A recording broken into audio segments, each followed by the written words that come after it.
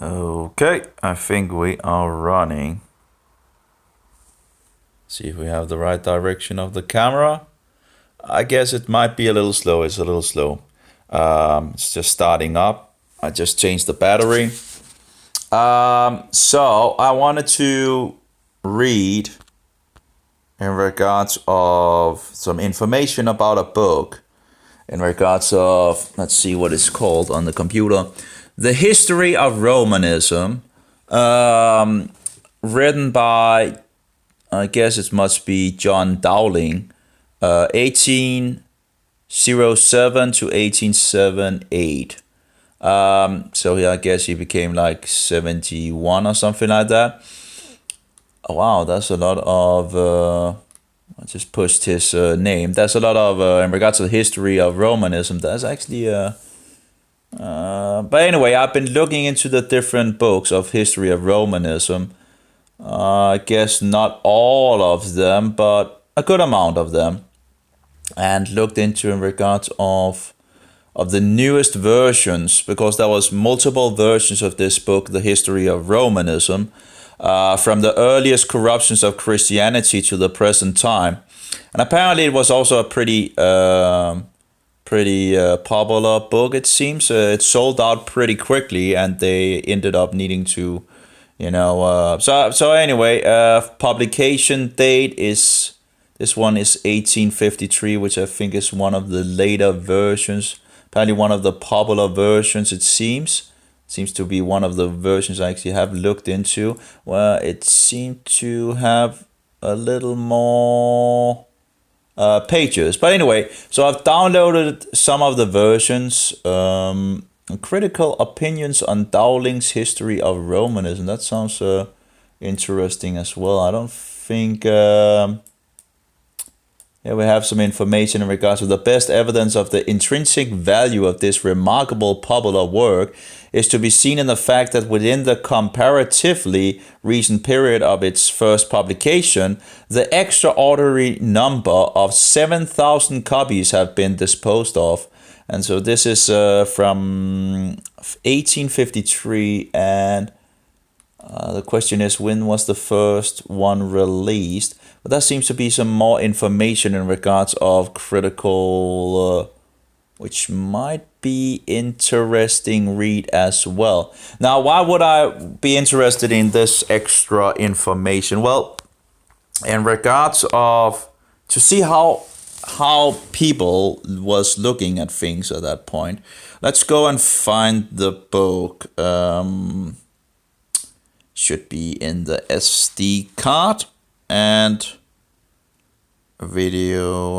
picture video. This apparently, in regards of Fox's Book of Martyrs, they talk about it actually being as, pretty much as at the level of popularity as the Fox's Book of Martyrs. I must say my brain is really having difficulty. But anyway, we'll see how it goes. Okay, there we go. Oh, it's on the top. Oh, wonderful. History of Romanism. That's some of the things that I downloaded. So this is the original I think I have here. I have it in history. See here. See if... so I've downloaded a lot of programs to figure out which one would be better or best. Let's see if... the Libra Pro seems to also be open. Okay, do we want it in scroll mode, or we want it in scroll mode? Yeah. I found out you could actually you can make black as well and all that. So here we go. It's going to be 672 pages. That should be the first edition from year something. The nice thing was that you could actually do what I always have wanted to do. So the libraries of the Columbia University and all that. Yeah. Let's see, page 4. But what you can do is actually log it, and that's a missing feature in one of the other applications I used.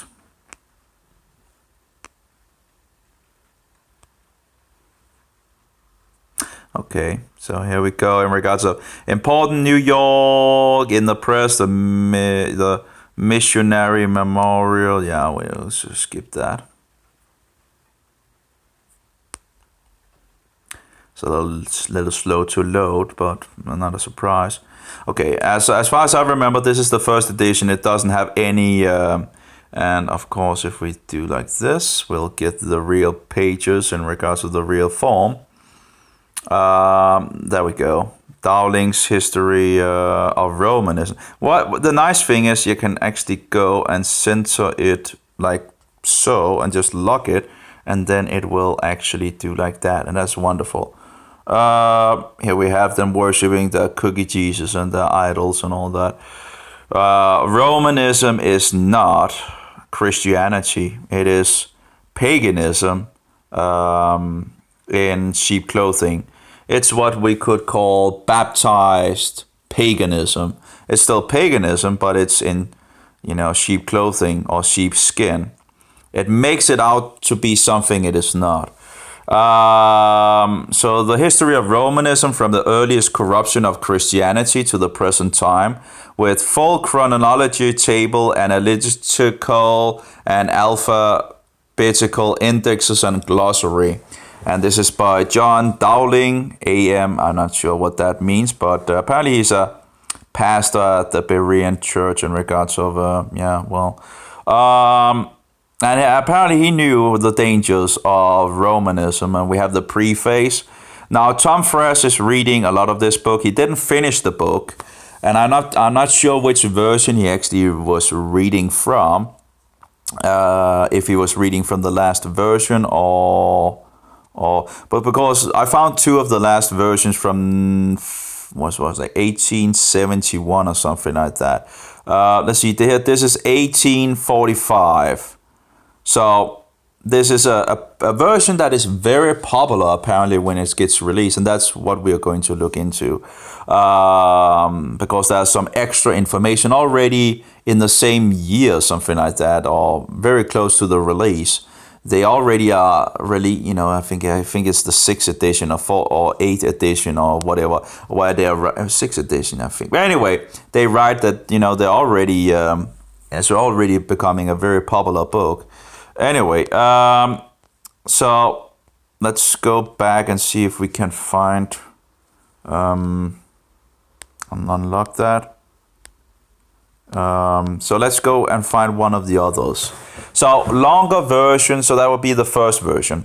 Then we have longer versions. I have an EPUB version. I haven't really tried if that is going to work with, and I'm not sure it's actually the original. So I think it's actually making it from the original PDF.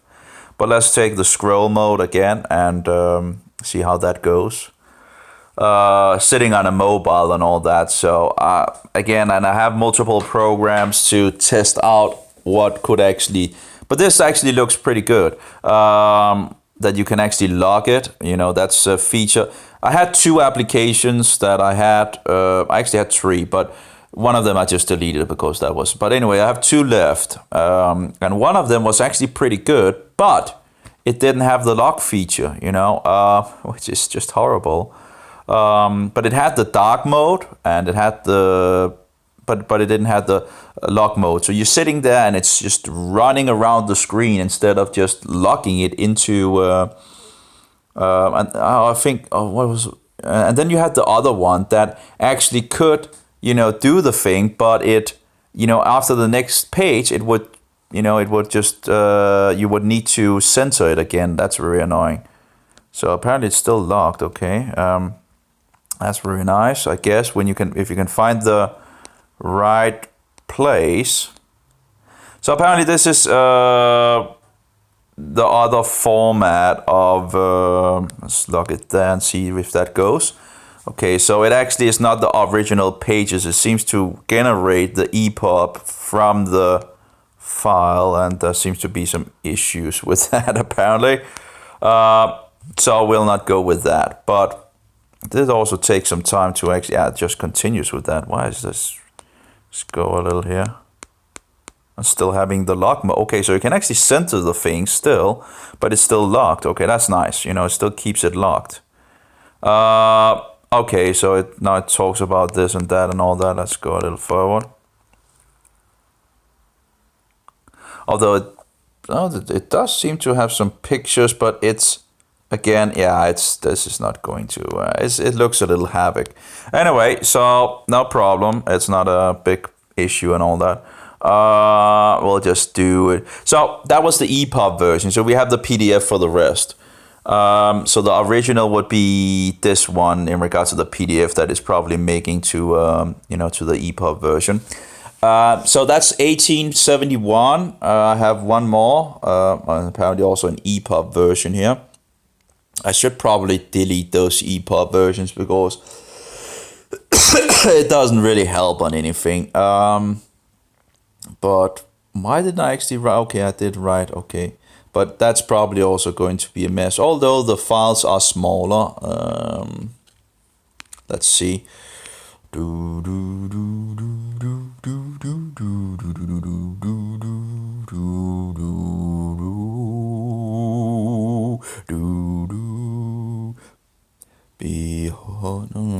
That's this Danish version. Let's see. Da da da da da da da da la da da da da da da da la da da da da da da da la da da da da da da. That's Martin Luther's children's song in regards of against the two arch enemies of Jesus Christ, the greatest of them, in regards of the, in regards of Roman Catholics and the murderous Turks. That would be the Mohammedans. So, und Papst und und Papst und ist Papst und Türkenmord in regards to German. Anyway, I can't remember. It's totally so many things. My head is just totally. It's kind of messy in my head. That's for sure. Again, it doesn't really look good in regards to the EPUB, so it doesn't seem to be the original. It just seems to be generating it, so that's not a problem. Of course, we'll just delete those. It was a free format, but if it's actually just generating from an original file, that's not really workable. So we have 1853, a version from 1853. We have from 1845, and that's the original date from the release. But it's already have some great information in regards of what is happening after the release. Now, it doesn't really seem to have the other information that is in the 1871 and the 1853. I think both of them actually have some more where different people are talking about it. So let's go to 1845. And so that's the same year that it's pretty much was released as far as I remember.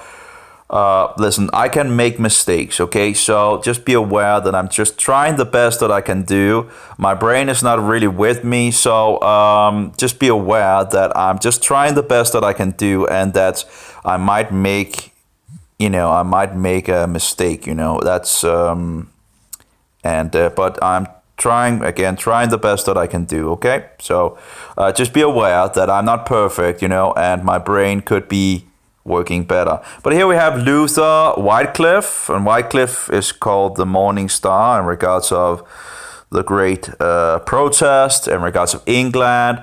It's around 1300 something or something like that. I can't remember. Then we have John Huss, and apparently we have one more that also was burned that I didn't really know about, but I can't remember his name. And then of course we have Martin Luther, including Andreas Karlstadt. We have the Anabaptist and many others. Zwingli, of course. Anyway, so and here we have down here we have some of the Antichrist. It's all pagan sun worship, pretty much. You have the sun wheel here. You have the gigantic erect Egyptian idol penis standing there in the middle, the Egyptian penis. And of course, no Christian would ever have such a thing standing in their front yard. But of course, the unholy figure is not Christian. In any case, so also this thing in regards to the rounding on the top is also said to actually go back to sun worshippers or not. You can, the cookie looks like the sun, you have sunburst around it. You have Sunday in regards to the venerated day of the sun god Sol Invictus, and so forward and so forth. Lots of pagan bullshit. Easter instead of Passover. Christ Mass in regards of the greatest festival for sun worshippers. Isn't that interesting? That was so-called Christianized in the 4th century. And so they began to promote it. If you read John Chrysostom, he is Romanizing, and he's attacking the Judaizers, which I'm one of them, because I'm not a Romanizer, I'm a Judaizer. And the Judaizers stood on the law of God and not on Roman bullshit and nonsense. But anyway, he's attacking the Judaizers in regards of keeping the festivals actually found in the Bible and promoting Christ Mass in the late 4th century. Anyway, so History of Romanism, so that's the front facade of the book. And let's see if we can find page 4. It's quicker than my computer, that's for sure, in regards to updating pages, It's just incredible how slow that is. So, just published 7th edition. Okay, 7th edition. Okay, so I was totally wrong in regards to the 6th or the 8th. It was in the middle. Just published the 7th edition, and this seemed to be in the same year that it was released, as far as I can gather, in regards of 1845.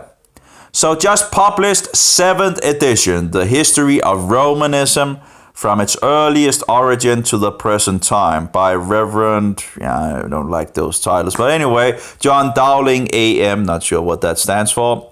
Complete in one splendid octavo volume, and I guess an octavio is meaning like a full, like an octave is like, from one, it's like, I think it's like 8, you have, you're going from C to C on the piano, for example, in regards of that's an octave, like 8 notes, and then you have the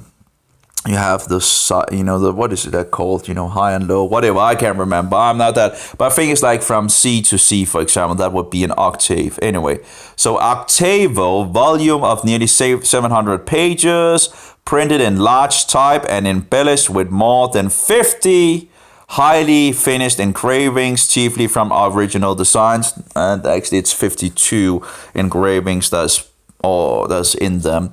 As we can see, we could actually adjust this. Where did we go? Okay, let's get back to that. Okay, so we can actually adjust this maybe and move it a little bit. This is awesome that you can actually, this seems to work. And I guess I can make it black. I'm not sure if that will be the best thing, because it makes it, oh yeah, it actually seems to be looking pretty good. I'm not sure in regards to the computer, anyone seeing this, just post it below what you feel is the better choice and all that. I haven't tried this application, so it's just on the fly and all that. This is just one of many applications I guess I'll try out and see what would actually fit me. But this actually looks pretty good, and it seems to be open source. And I'm not entirely sure, but you can get it on F-Droid without any advertising and all that. There's also a version where you actually have advertising on Google Store. And then I found out there's a version without it, as far as it seems. Although I have an ad blocker, so a lot of the ads don't reach me anyway. Anyway, let's get back to it. 50 highly finished engravings, chiefly from original designs. Actually, I should probably print the pages out, and then it would be, I guess I just need to take a break, because, my brain is just, I've been listening to Tom Fresh, and a lot of hours. And there's a lot of information. Now, there's no mystery anymore in regards of who the Antichrist is. Although I think I actually already knew that before I entered in regards to Tom Fresh. But he's just wonderful. He's an old guy that I've been studying this topic for a long, long time. Although, there's absolutely things that I don't agree with him. But anyway, That's just how it is. You can't agree with everything and anything, you know. There's always be different things that you disagree with. That's all over. I don't. It's very hard to find someone you totally agree with 100%. To say nearly impossible. Although in regards of Jesus, of course, we agree with him 100%. Of course, right? Anyway, so we have the 15 engravings and all that. So we have price $3. The publisher to the reader. In presenting, so this is from the publisher to the reader, okay. In presenting the following extracts from I might say seems to be actually better, easier to read in regards of the publisher to the reader. In presenting the following extracts from a few of the flattering reviews and notices of this history of Romanism, the publisher would return his grateful acknowledgement not only to the discerning public who have received the work with so much enthusiasm, that was a hard word, as entirely to exhaust 6 editions of 1,000 copies each. So 6,000 editions already. And I have another one where they talk about 7,000 editions handed over. But anyway, each in the first 3 months from its publication. So that seems to be, it's seeming to go pretty quickly, But also to the numerous and warm-hearted friends of Protestantism. The religion of Protestantism, which is probably, pretty much just Christianity protesting against the Antichrist. Anyway, in the editorial and clerical ranks who have forwarded to him the most flattering commendations of the learning, ability, and research exhibited by the author in the preparation of the work and of the style of printing, embellishment, and binding in which the publisher has issued it from the press. I probably should actually, videotape these in the other direction in regards of not being in pro-trade, but in regards of, what is it called, the other pro-trade, and what is the other mode called? I can't remember at the moment. But anyway, because it is very small for me to actually read this. Of course, being on the computer, it will be bigger. Although if I turn it the other way around, of course, people will also be able to see it on a bigger screen. Oh, come on. Not now. Give me a break. That was I guess I need to see if I can block the... Actually, I could just go offline, actually. There we go. Airplane mode. Yeah, we love that. And there's no radiation either then. Anyway. So, flattering commendations of the learning, ability, and research exhibited by the author in the preparation of the work and of the style of printing, embellishment, and binding in which the publisher has issued it from the press. Sustained by the expressed opinions of so many editors and learned divines of all Protestant denominations, I wonder what's different in regards to denominations and nominations. Let's see here. Denomination. There we go. Denomination, a group of religious congregations having its own organization and distinctive faith. A class of one kind of united system. Yeah, but what is the nomination? What is nomination? Isn't that the same?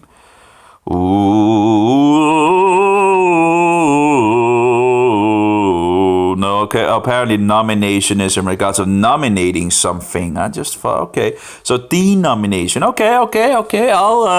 I'll stand corrected. Apparently, I thought it like sometimes they say nominations, but maybe they just say denominations. Maybe I just lost the first. Anyway, denominations that the work is destined to know ephemeral existence. Ephemeral existence.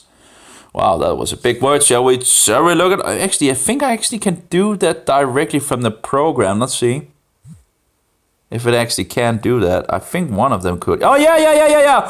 Look at that. Oh, wonderbar. Isn't it wonderful? Let's see here. No, it does. Nope, there we go. They changed the icon. I tried to talk to the programmer about changing the icon to like an icon like that. They had the best icon on my whole, of all my applications on the Android. They had the best icon. And then what did they do? They ruined it, like always. Like all these programmers out there, they just tend to ruin things. Anyway, ephemeral. I was kind of annoyed, I was really annoyed about that. And you can't change it because of Google crazy jail, in regards of Android, it's just totally jailed. Ephemeral. Because of course, if I had the possibility of a real Linux system, I could actually just change the icon, right? But no, not with Google bullshit. Anyway, ephemeral, anything short-lived, as an insect that lives only for a day in its wing form. Okay, so I guess in regards of being only for work, is this, okay, so no small existence, okay. Of all Protestant denominations that the work is then destined to no ephemeral, no short-lived existence. That's not just talk, plainly like on a child level, right? But let's use these ephemeral, Anyway, and that it will doubtless become a standard work, with big letters, become a standard work, essential to the library of every Protestant clergy and well-informed layman. The publisher has stereotyped the work and made extensive, I'm not sure, stereotype, I'm not sure what that is. Stereotype. I would think it would be like, I could just have, okay. But anyway, let's see. Stereotype.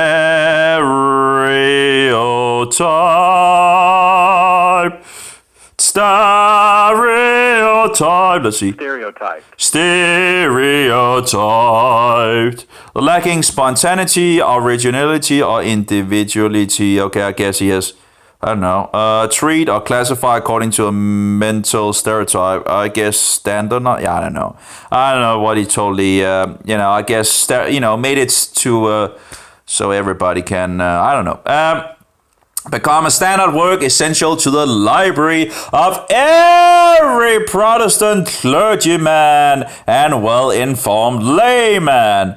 The publisher has stereotyped the work and make extensive arrangement for the apply of agents and booksellers in any quantities. The 7th edition is now ready for delivery in compiling the following list of selections from the large number of reviews and testimonials which has been received. The publisher has been governed rather by a desire to introduce. So, the opinions of all the leading denominations of Protestant Christians. The Protestant religion in regards of Christians protesting the Antichrist. Oh, yeah. You see, even if when you have different denominations, we have one protesting, religion, pretty much. We have one protesting group. Even if we are many small, we are one big, what do we call it? One big ocean of protesting Christians, that might have some differences, but all pointing to the Antichrist of Scripture and history as well. Anyway, and so many bullshitters in our days are out there to try to lead people away from it being Rome. Anyway, by the way, I should actually put rotation off, Anyway, so let's see here. It's so nice to get back to, so these people that was actually seeking truth and, hungry for truth and writing about truth. Anyway, let's see here. So the opening of all the leading denominations of Protestant Christians. Okay.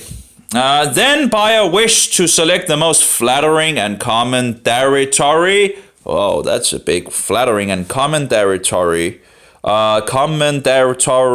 From maybe we should just take that and look it up. I just hate that it's just this ugly blue icon. Anyway, it was the most beautiful, easy to spot icon in regards of book, like a light book. It was a very wonderful icon. Anyway, serving to commend, containing praise or let's see. Commendatory. Commendatory. Commendatory. Commendatory. Commendatory. Commendatory.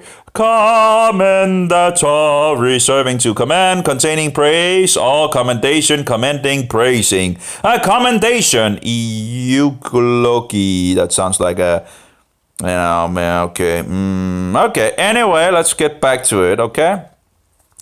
Okay, so then by wish to select the most flattering and commendatory from any one particular denomination, a few have been added from some of our most applied, conducted, literary or secular periodicals. Yeah, let's just put a lot of advanced, words in the book. That's like, I guess you learn a lot of a publication that appears at fixed intervals. Periodicals connected with no particular religious sect. The letter from the Reverend Doctor. Well, I don't like to use the word reverend, but anyway, I think it means like high exalted or something like. Anyway, actually, can I actually look that up? Maybe we can look it up. No, they took a little more than what I wanted. Increase the number of no. It just skipped out.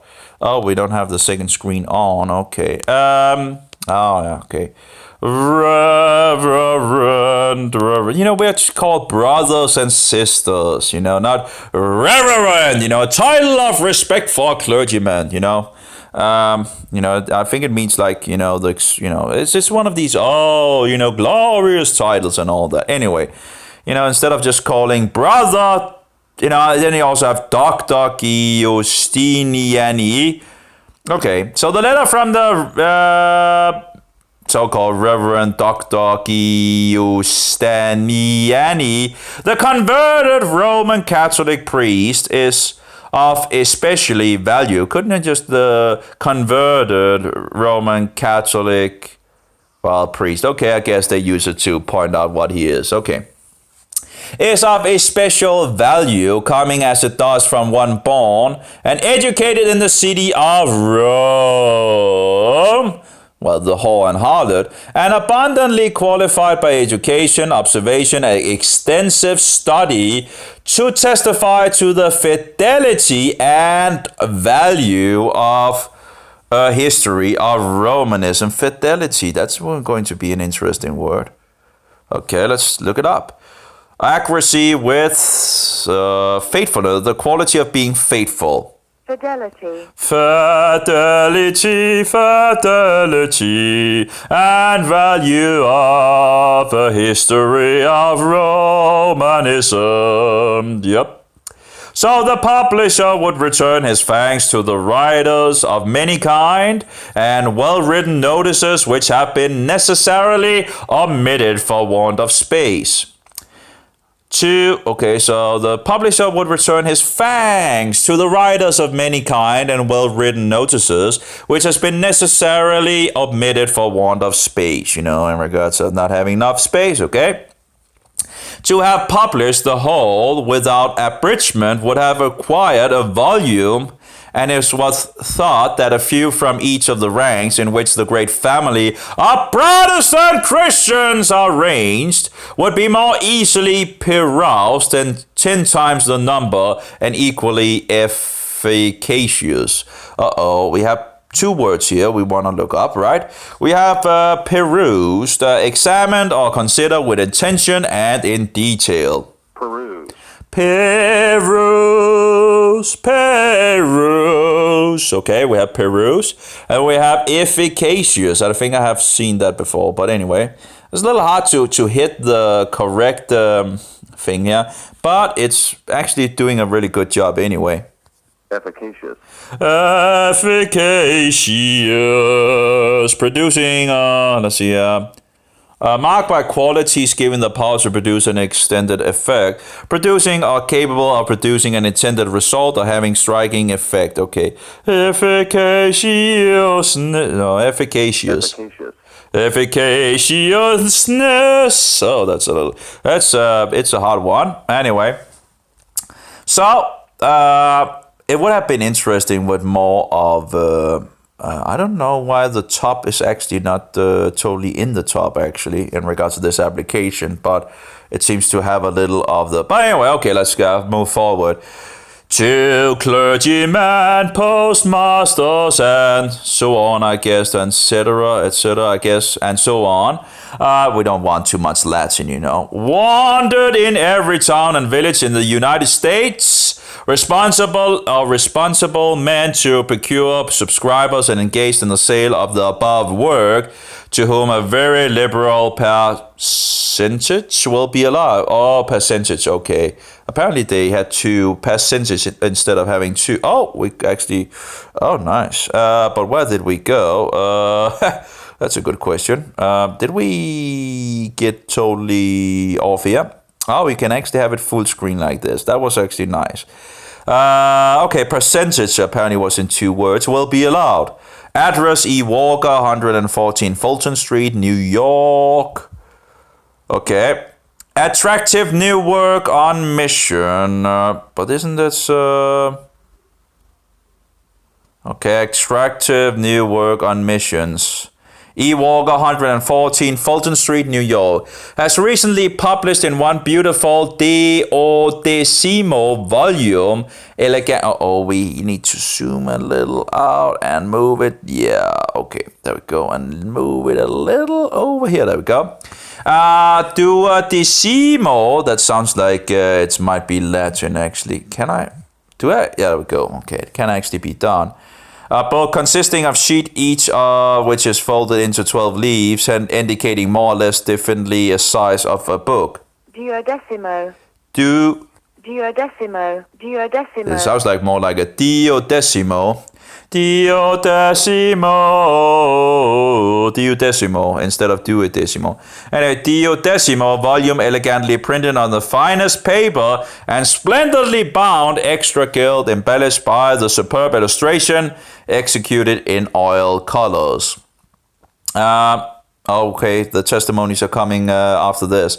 Superb illustration executed in oil colors. The missionary memorial, litoran, and religious souvenir.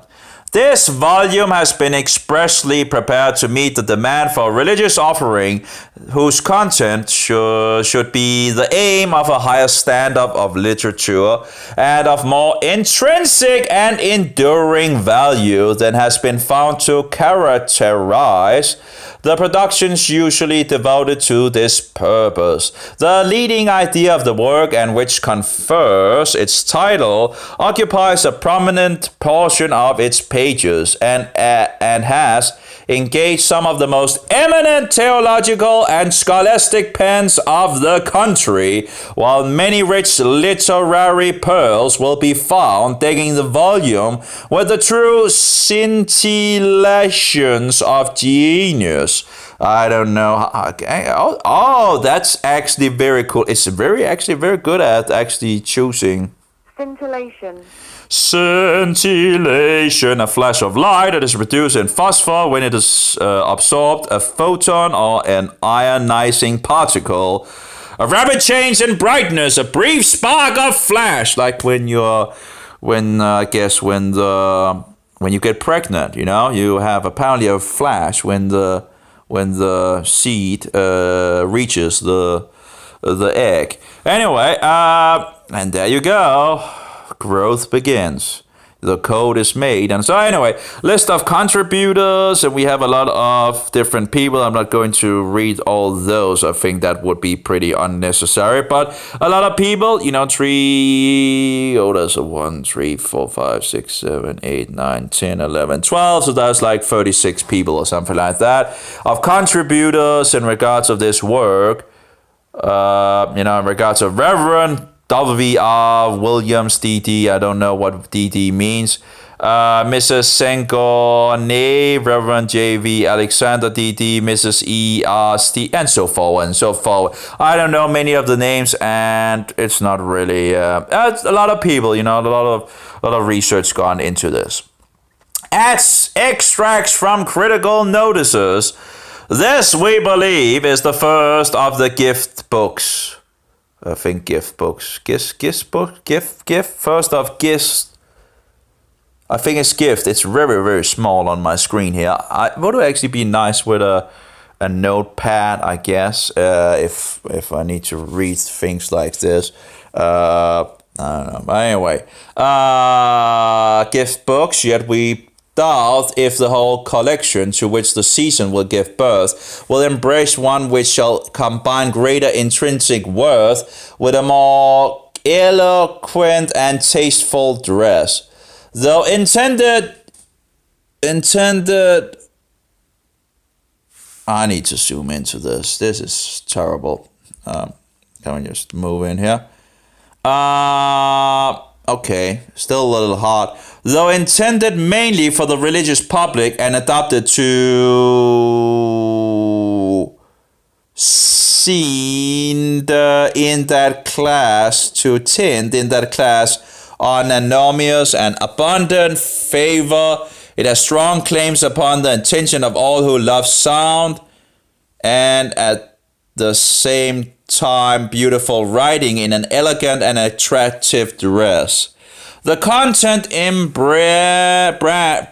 brands about 50 papers, all written for the work, all of more than ordinary merit, and some of them among the best specimens of fugitive literature we have ever seen. The first article by Dr. Alexander, this entry is a most admirable presentation. I wonder if this is in regards to the book or if it's something, maybe it's the superb. Oh, this is another work, I guess. I think I guess it's advertising or something like that. I'm not, the Missionary Memorial, Literary and Religious Souvenir. Attractive new work on missions. I guess this might be just an advertising for something. Which I hate advertising. If there's something I really, really hate, it's advertising, It's just waste of, at least, just why would you put it just in the middle of things, Put it in the last part or whatever, But it seems like this might actually just be advertising for, if I'm wrong, someone correct me, but has recently published in one beautiful duodecimo volume, elegantly printed of the finest paper and splendidly bound, extra gilt, embellished by a superb illustration executed in oil colors, the Missionary Memorial. Yeah, so I think that is, wow, they really do it in regards to big letters and small letters. They really are into things in regards, and then big, big and all that. Anyway, okay, let's go forward with this. Let's go forward to the testimonials, but in regards of Dowling's History of Romanism. That's what we want. We don't want any advertising nonsense and all that. We just want the book, okay? So sorry about that. That was a mistake from me. I didn't see the problem with... Anyway, testimonials from all Protestant denominations in approbation of Dowling's History of Romanism. Here we go. Opinions of Episcopalians. Not sure what they are exactly, but I guess one could look it up again. This is very helpful. It would actually be nice if I had my second screen turned on, because then I could just, flip from one thing to the other very quickly. A member of the Episcopal Church. It's Protestant anyway. Okay. So far so good, right? So from the Protestant Churchman, New York. This is a beautiful volume of 672 pages. And again, it would be nice with a, notepad, I guess, because this is kind of small on my mobile, even if it's a big mobile. But I guess I could maybe turn it around, 90 degrees and all that. I'll see if how that goes. I'll try that in one of the videos. Good service has been, well, at least it would be bigger for me to read. Good service has been done for the cause of truth by its publication, and it certainly ought to secure for its author an inviolable reputation. Inviolable, there we go with. They really knew that word apparently in those days, We don't, inviolable, let's see, does it come up or not? Apparently not. Maybe it didn't have the word, Seems to. Maybe let's try another one. This one? No. Okay. It doesn't want to go directly to it or what? Okay. Inviolable, I guess. Let's try Merriam-Webster maybe. No, that needs to write. Okay. Let's try again. Inviolable. Go to. No, I pushed the wrong thing. Offline. Inviolable that. No, okay, sorry, because of Hebrew. Ooh, nope.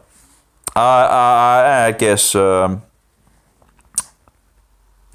Guess I need to copy it and then go to one of my books here and see. It should be found here. Fitted to excite envy, capable of awakening an ardent desire to possess or to resemble one of the most enviable of human beings, so envy. Enviable.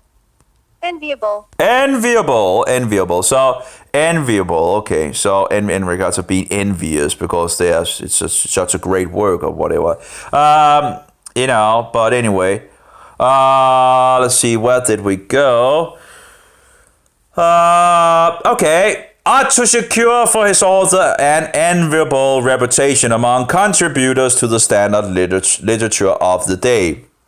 We think that it cannot but reflect much credit on the skill, patience, industry, and judgment of the author. In such a work, we look for history, veritable, authentic history, I guess, veritable in regards of verifying, in regards I would think. Anyway, let's try to. No,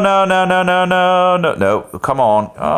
No, it's a little hard to get that. Okay, that's a problem. Would be nice if we could just. There we go. No. Okay.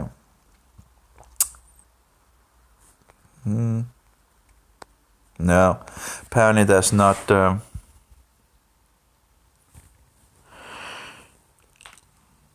Steak! Okay, so copy. Can we just copy that? Oh, give me a break, why that is it? I hate technology when it doesn't work as it should.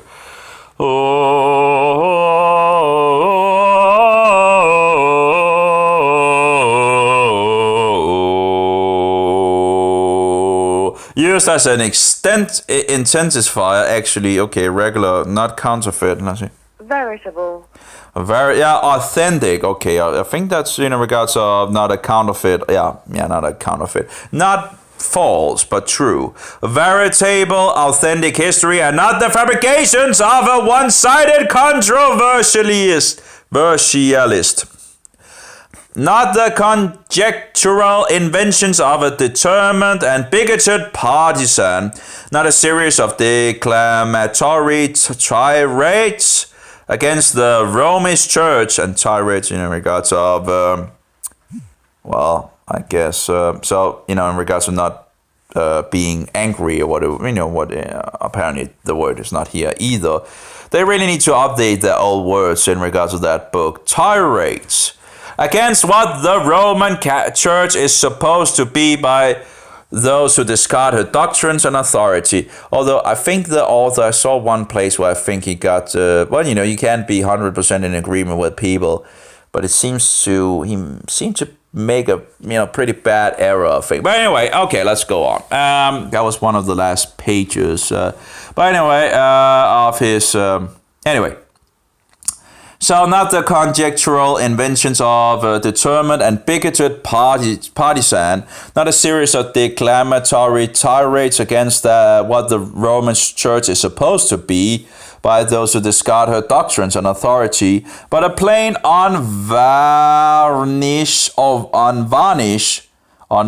history. Unvarnished, that's another word. Big word again. Do we have it in the... No, apparently not. Apparently, again, a lot of words are apparently not found in that book. Or in that... Anyway, unvarnished history of what she is actually by her own admissions and practices. A faithful and impartial exhibition from her own archives of her recorded and attested opinions and usage. I do wonder where the Romish guy is and all that. It's a little messy, I think. But anyway, I guess maybe it comes to the last or something like that. Anyway, we go to the records and councils and bulls, and proclamations, and in their own language, we let them speak for themselves. Yeah, okay. In this respect, it seems to us that the author has in a great measure redeemed the pledge given in the second page of his preface, that he has sometimes permitted Protestants to tell the stories too, is no more than fair as long as they are well authenticated and vouched by competent witnesses. As a book of reference, the work will be found valuable. The evidence of of what Romanism is, and I wonder if Romanism is actually found a word that is found here. Nope. They just took all the words out, right? I would need to take one of the others, Romanism, because we don't want to be too. No, it's actually there. Why didn't I actually find it? Romanism. Maybe some of the other words are there. The belief and practices of the Catholic Church based in Rome. Yep. We have adjective, RC, Roman Catholic, Romanist, or Papist, Papist! Yeah, anyway. So apparently it didn't just look it up. I'm not sure why it didn't go directly to it. But again, technology, as it, fails every... anyway, but anyway, let's go on. Protestants who tell their stories too, so no more than fair, as long as they are well authenticated and vouched by competent witnesses. As a book of reference, the work will be found valuable. The evidence of what Romanism is and has been, evidence which until now has been scattered over a wide field and embraced in an immense number of works in different languages, is here brought together and condensed in a comparatively small compass. 700 pages. Yeah, but anyway, I guess compared to what this, you can just keep on digging in regards to Romanism. It's just very, but anyway. And those who wish to become better informed on the subject can find all they desire without the toil and expense of waiting, I guess in regards to like water, waiting. Let's try to see if we can get it to... No, it still has some problems here. Apparently, I don't know why. It worked in the beginning, right? Walking. Waiting. Yeah. Waiting. Waiting.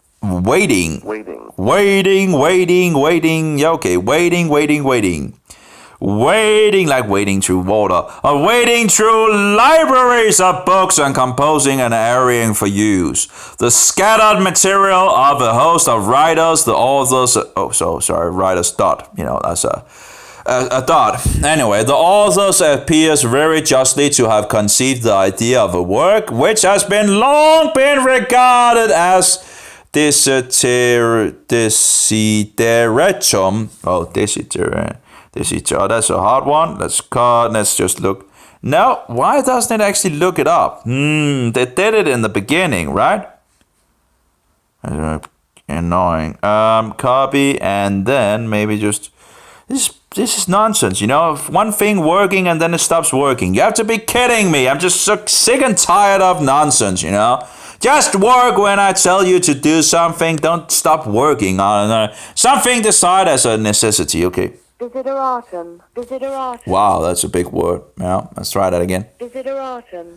Desideratum. Desideratum. Desideratum.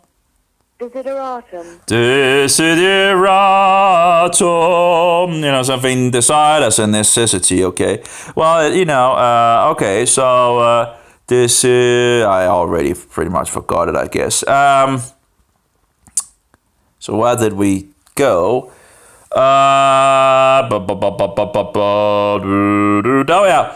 Been regarded as a desideratum by a large portion of those interested in the great controversy with the Romanist or the Papist, you know. Anyway, the plates are of the very high order. The execution of the work reflects great credit on the publisher. It seems like even either a mistake or something like that, because there's like a, you know, great credit on the publisher, and its general merits are such that we trust it may have a wide circulation. That's the first witness. I don't know where the Roman Catholic witness is, but anyway. Next one. I see we have a little problem in regards to the next page, so I need to... There we go. Anyway... This work is by Reverend John Dowling, AM pastor. I have no idea what AM means. If you see this and you know, just write it below. Pastor of the Berean Church, New York. It traces its subjects from the earliest corruptions of Christianity to the present time. It has a full chronological table with analytical and alphabetical indexes and glossary. It is ornamented with a large number of highly finished and beautiful engravings. It is a large and beautiful volume and full of valuable information. Amen to that in regards to being full of valuable information. Anyway, opinions of Lutherans. You know, those Lutherans that once protested the Antichrist, which now apparently just joining up with the Antichrist, you know. In regards to, you know, the Roman king, who sets himself off as, you know, the King of Kings and all that. Anyway, the real King of Kings, of course, is Jesus, you know. So the father farts in Rome and all that has his, you know, issues. Anyway, don't follow the father farts, you know. Don't follow the, what was like, the turd of turds, you know. It's, you know, the high, you know, the glorious stinking smelliness, you know. I guess I got a little off here, but anyway, that was a little. Anyway, let's go on. Read the following. Yeah, let's read it, and there's a pointer to read the following. Okay, from the Reverend L. Giustania DD, formerly a Roman Catholic. Oh, there we go. It's a little messy in regards to talking about something, and then we have it later. But anyway. Formerly a Roman Catholic or Universalist, priest in the city of Rome, and author of a popular work. It's very nice with the hand, you know. Read the following. Yeah, hand. Read the following. That's very interesting. They really had it with the big letters, small letters. It's interesting to see how they are giving some life to the book in regards to, you know, big letters and small letters and, you know, fat letters and, you know, and, drunk letters, you know, and so forward, you know. Anyway, so in regards to those, you know, a little, you know, sided, what is it called? I don't know what it's usually called, but a little drunk, right? They're side-weighted. Anyway, from the Reverend L. Giustania DD, I still don't know what DD means, formerly a Roman Catholic priest in the city of Rome and author of a popular work entitled Papal Rome as It Is. So, okay, now a clergyman of the Lutheran Church, published, you know, that would be a Protestant Lutheran Church, published in the Christian Repository. Okay. The writer of the following interesting letter was born and educated as a Roman Catholic priest at the city of Rome, or the whore and harlot of Revelation. Anyway. That's pretty much the wholehearted of Revelation who sits on all the 7 heads and so forward. Actually, I might have made a mistake. I actually thought that the 8 was of number 6. That was my guess, but rereading it, I found out that it is not at the time of John, so it cannot really be the 6th head. So it must be one of the other heads that it's coming from. It's one of the 7, But anyway, and the 7 is the dukes, The first one would be in regards of kings. And then there's the... Any case, in regards of Romanism. And the whole is already there. Rome is there sitting on all these, what should we say, empires in some sense. Or... Well, empires might be the wrong, different ways of how Rome changes in different degrees and all that. And I don't know enough Roman history to I pretty much went from scripture and looking into Roman history to figure out some other things. Anyway, but that's, that would be an interesting topic to look into Roman. Because as I understand it, the beast has to be Roman. Because we have 1, 2, 3, 4 beasts in the book of Daniel. And the last beast is Roman. It's Roman and Roman until the destruction when Jesus returns. So when people are saying, but you have 5 heads and then you have a 6 at the time of John in the 1st century. And then there's the 7 and then the 8 is one of the 7 who is the beast itself. This beast that is coming up from the, from the underworld. That's another word. From the, they use coming, from, can't remember the word. Sorry, my bad. But anyway, so that's the beast that comes from, the underworld and some, anyway, of course that's in regards to the papacy. But apparently it seems like it cannot be in regards of the 6th head, which I it seems to be one of the other heads that might be pointed at one of the 7 and yet being the 8 and all that.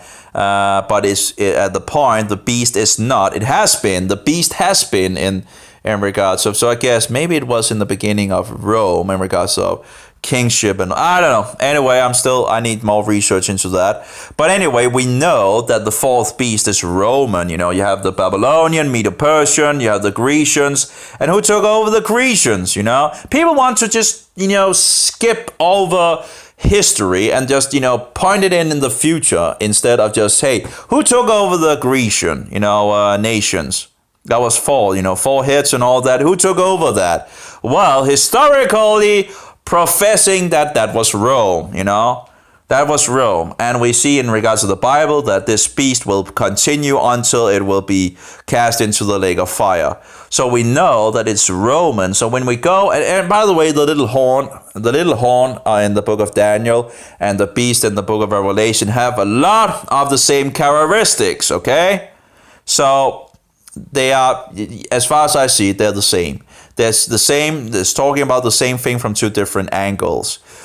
And of course, you interpretate the Bible by the Bible, and you just don't go haywire. You don't take the 70 weeks of Daniel in regards to calculating 70 weeks when he's going to be cut off and all that, and then just, shoot it 2,000 years into the future. You have to be kidding me. Those 70 weeks have been fulfilled, and yet I think in regards to talking about the 70 weeks, it actually also goes on talking about beyond that. But you don't just shoot the 70 weeks into the future. He was cut off in the middle of the week of the 70 week. If Jesus is being cut off in the 70 week, you can't have that in the future because he's already been cut off in regards of. Anyway, whatever. Sometimes you have double things going on where things are being used again, and things happening again in some. Anyway, but in any case, but of course the Messiah had to come when he had to come, right? Around 30 AD. If you calculate it from the time you get to around 30 AD, I can't remember the exact date you actually get to, but. very close to the date when Jesus was executed, where, usually people don't go from around 27 AD to 33 AD. It's in it's in that, I think 30 AD, around 30 AD. And it would actually make sense if we have 30 AD and the temple being destroyed 70 AD, because of weird things was going on those 40 years before it was destroyed. So what happened? What changed? That's in regards to the Talmud, the Babylonian and Jerusalem Talmud, testifying that weird things was going on in the temple. I can't remember if Josephus also, at least he talks about weird things going on in the heavens and all that. But anyway, lots of things to read and study and all that. So anyway, sorry I got on a side trip. Let's go back to it. So, the writer of the following interesting letter was, and by the way, if you want to, if you want to know in regards to prophetic things and all that, the book of Daniel and the book of Revelation are two very good books to reread and reread and reread and grow. That's not to say that there's no other pointers in the Bible outside those two books, because there is. But there's so many keys that already is unlocked at those two books. So, in regards of history and all that. But people have a way of wanting to push it in the future and give everybody else the fault than the papacy. And one thing to point out is that a lot of these people that points to it being something else than the papacy and Rome and all that, the beast is the papacy, and she is writing under the authority of the beast that has been given to the beast by the devil, his great authority. She is she's sitting on all those seven heads. It's because Dave Hunt made the book, A Woman Rides the Beast. But she's, but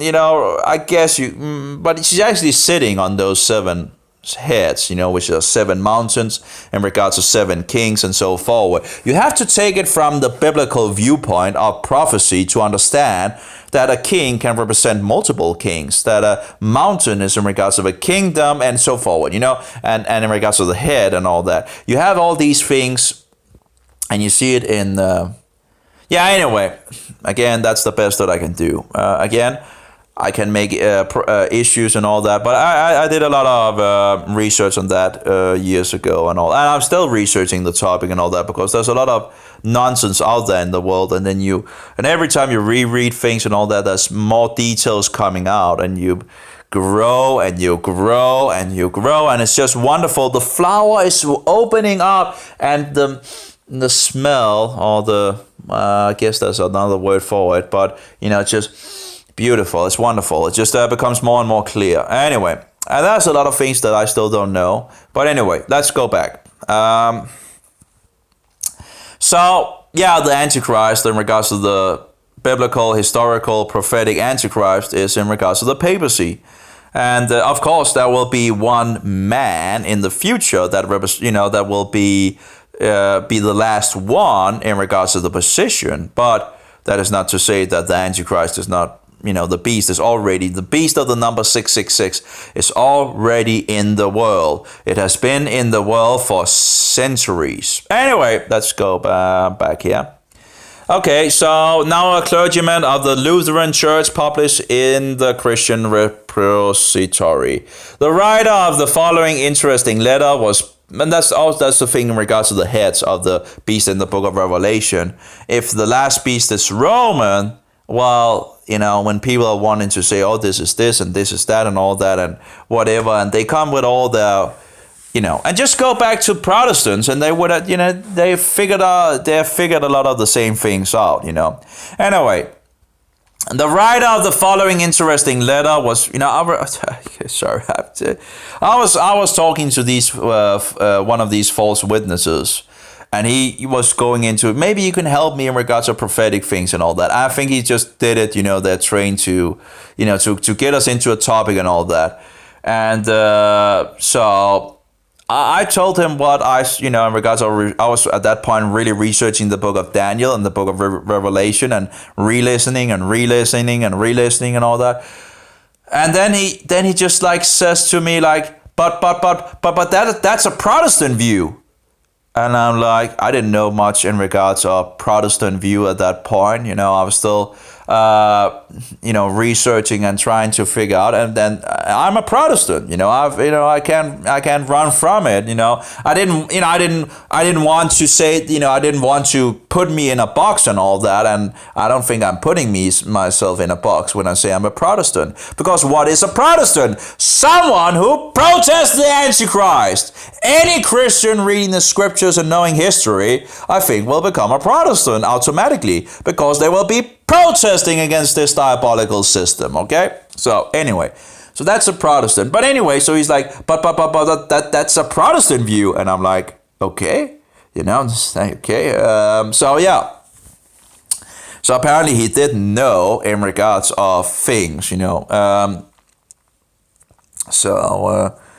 But anyway, I never really got the whole idea what they, because he ended up becoming angry at that point, very, very, because he was going into what what they, as the false witnesses in regards to the so-called Jehovah's Witnesses, which deny Jesus as God Almighty, which is a big issue, because they're trained to deny Jesus as God Almighty, Anyway, and it doesn't matter what you promote to them, it seems. It doesn't matter what you're showing. They're just totally blind. They can't see it. They won't accept what, even if, for example, Melito from the 2nd century, and he's clearly saying that Jesus is God. Now, that's an outside source, but, there's so much sources and all. I tried everything, pretty much, Aramaic, New Testament version, where it directly says it in regards of Maya around 27 times, in regards of historical things, because people will say to you that, oh, but in regards to the divinity of Jesus Christ, that was invented in regards to the Nicene Council and all that. That's bullshit. That's bullshit. That's demonic bullshit being puked out, and it's just... It's just incredible what people will do.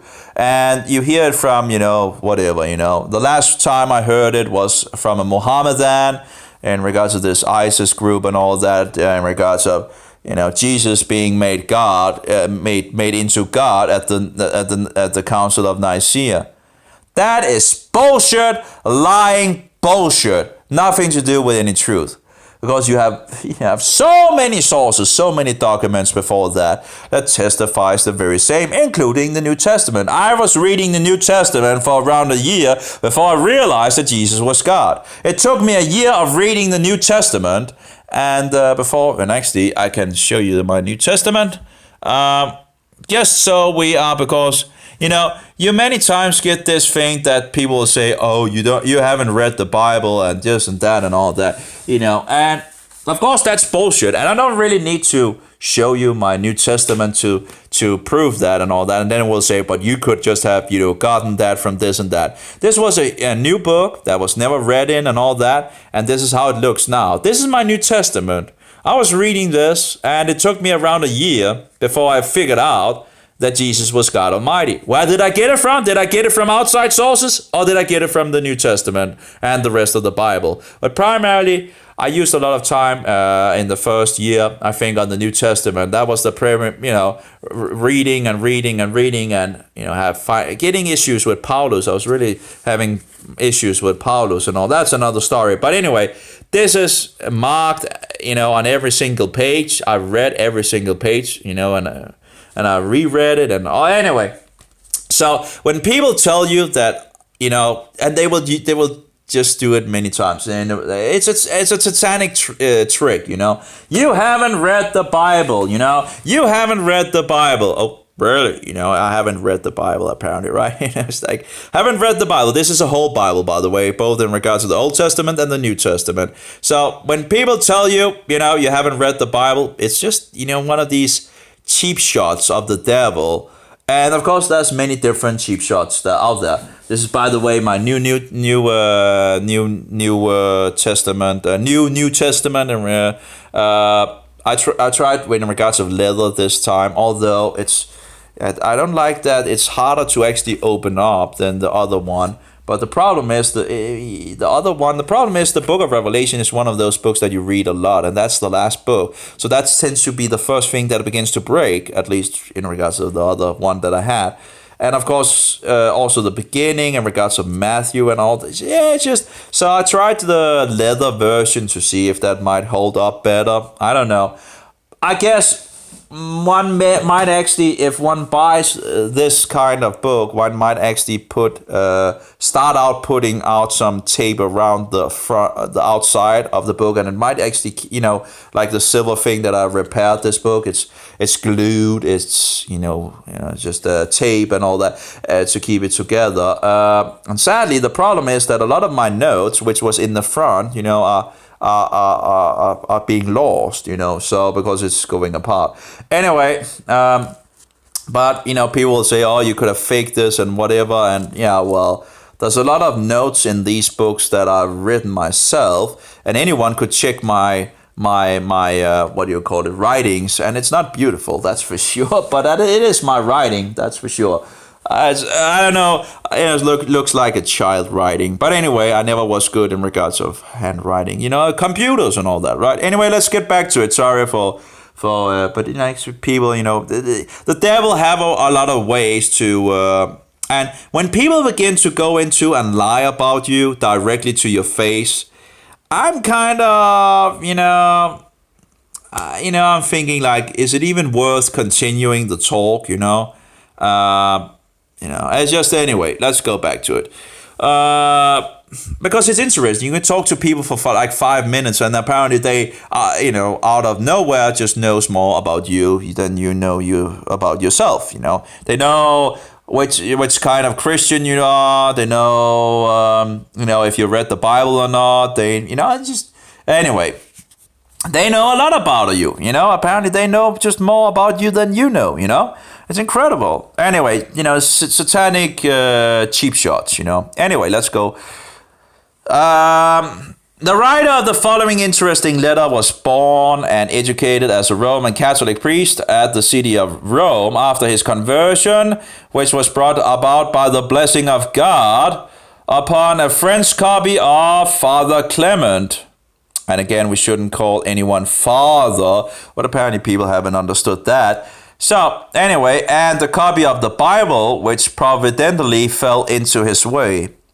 He fled from the papal dominions in Florence to escape the vengeance of the Roman Inquisition. Yeah, because we have to have an Inquisition, right, to kill off Christians, heretics, right? Yeah, it's just anyway. It's actually the Inquisition is still to this very day active, but it's called something else. They like to put some glimmer on their bullshit institution and all that. But I can't remember what it's called. But anyway, to which he was destined by his popish enemies. At Florence, he was demanded as a subject of the Pope, but again escaped to. And I know I miss saying it on purpose because we shouldn't call anyone father. Okay, so it's the Pope. Okay, but again escaped to Switzerland, where he's. I know it says Pope. Okay, but I think Pope is much more. Yeah. Anyway. But again, escaped to Switzerland, where he supported himself for some time by lecturing on the Oriental languages in the College of Lausanne. And I don't know, by the way, where in regards of Dominios to Florence. He fled from the papal Dominios of Florence. It sounds like, I don't know, Spain. I don't know. If anyone knows what the papal Dominios to Florence is, just write below, I love to learn. So, subject of the Pope, but again escaped to Switzerland, where he supported himself for some time by lecturing on the Oriental languages in the College of Lausanne. He subsequently came to America and was admitted as a member of Baltimore Synod of the Lutheran Protestant Church, where he still remains. And I guess in regards to what he actually read in regards to Clement, so-called Father Clement, even if, even you could even be converted by reading from Romanizers, because when you're going back in the past, you can see you can see they haven't corrupt. The corruption goes from the first century little by little by little. Already in the beginning, the attack in regards to the 1,000-year reign on earth, in regards to the 1,000-year kingdom on earth, the Romanizers are attacking the Judaizers on this, and say it's like a fairy tale of the Jews and so forward, which is nonsense. But, we have Melito, for example, that believed that. Sadly, we have lost a lot of documents, and I think we can thank the Romanizers in regards to that. Things might jump up and all that. But also other people that believed in a 1,000-year reign. I have one more, but I can't remember his name. He wrote 5 books, which would have been very interesting to read as well. They are lost apparently to history as well. Even if it actually seems like we had these books into the 1500 or something like that, apparently they seem to have been lost. So that's very sad, because that was testimonies. We also have another one that I would have loved to. There's an interviewer, what do you call it? Someone that goes around interviewing people. But anyway, we have a lot of, we can see the Romanizers attacking the truth and promoting those that actually are Romanizing, attacking the Jewish festivals, or actually the festivals of Jehovah, and promoting their own bullshit. One of the things that we actually have a good amount of resources on is in regards of Easter and Passover, because Rome was keeping to the pagan traditions and Asia was keeping to the biblical traditions, or the biblical, the Bible, the Word. And we have a conflict going on. We have Polycarp going to Rome to try to correct them early on. Then we have Bishop Victor in Rome that, apparently seems to have been threatening them. And we have the letter going back to Rome, and he apparently became so angry though he wanted to excommunicate them. Like, he already think he has the power to do these things, even if he is the one that is wrong. So we already see the sturdiness of the bishop, the bishop in Rome. So it's already forming, actually from the first century, it's already there, and then amalgamates with the whole in 325 or around that time.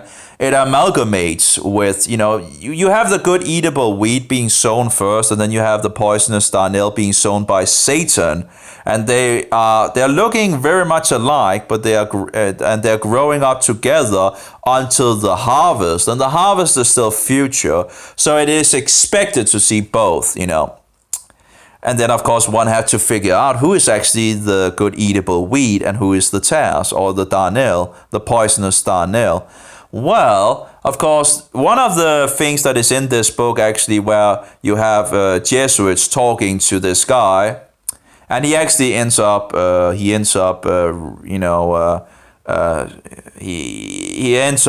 getting into so much fear, so he ends up recanting, I think they call it. And later on, he flees from the system and all that. But anyway, and they, one of these Jesuits are talking about tares and the wheat and all that, but they're flipping things around, That's the thing, They're using the Bible, but flipping things around in regards of. So anyway, let's they're seeing the heretics as the wheat. They're seeing, from their view on, they're seeing the Christian heretics that are out of their system. They're seeing them as the tares and not themselves, of course, because they're seeing themselves as, the Catholics are seeing themselves as the wheat, and thereby the others must be tares, right? And the tares, needs to be removed from the church and so forward. Of course, they're just flipping things around in regards to the Nicolaitans, those who rules over the people, the synagogue of Satan. That's in regards to Roman Catholicism.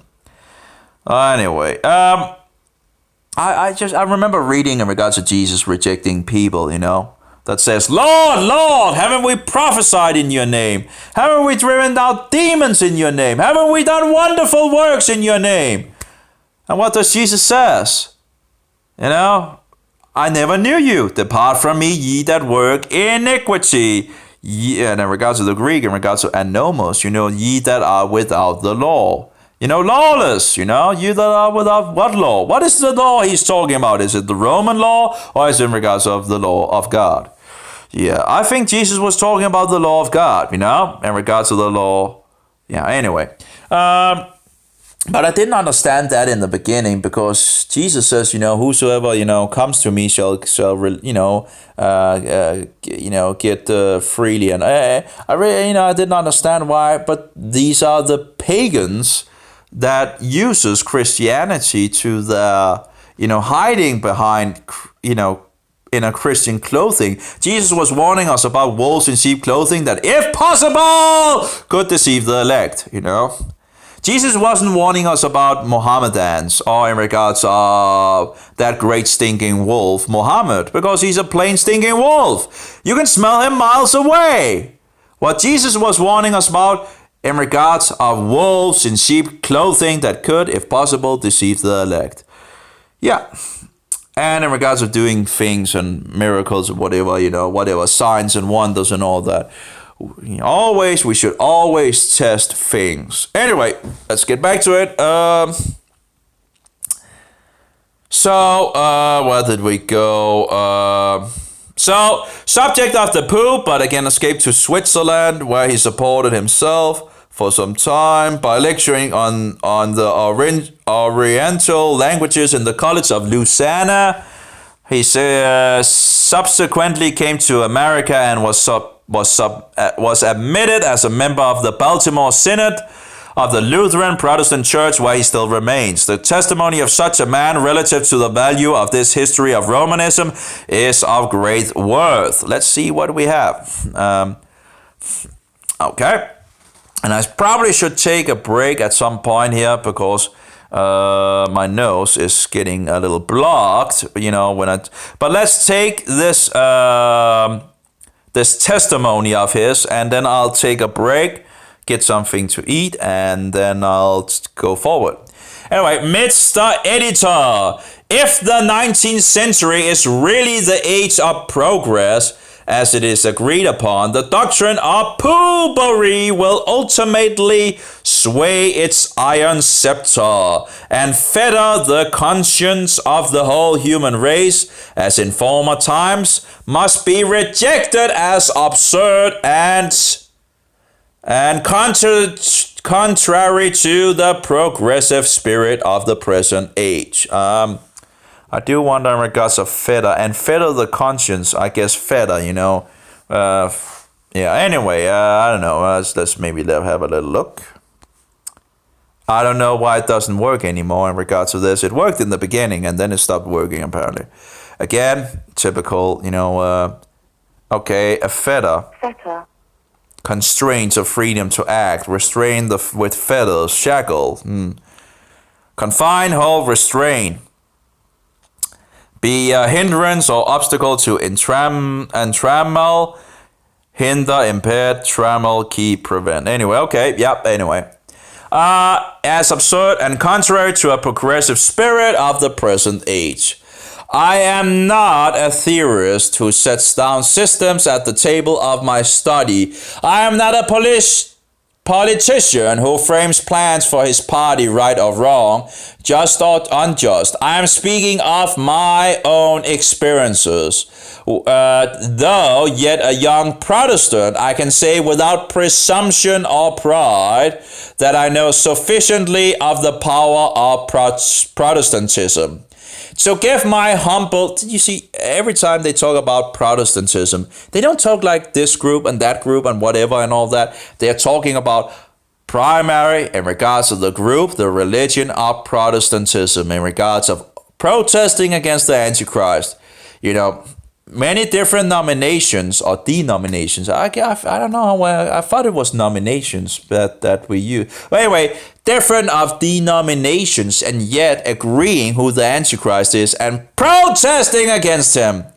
And yet they have split us up on so many levels And, that's what the Jesuit do. If you go read the Jesuit oath, you can see some of their, and, read about them anyway as well. You can see the tactics are to,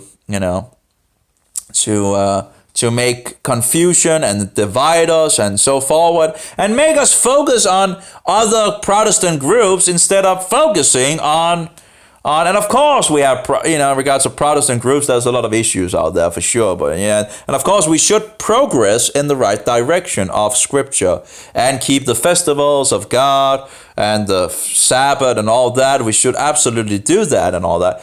But any case, we are in agreement in regards to who the Antichrist is, and now in our days, people don't know anything. And that's also one of the interesting things to read these testimonies that is not even that old, because it shows that people knew who the Antichrist was. Because people are like, they don't believe you when you talk about who the Antichrist is. They think you're not case, And the thing is, me and others are not saying anything new, It's something that all Protestants knew, who the Antichrist was. Anyway, so I know sufficiently of the power of Protestantism to give my humble opinion that Protestantism,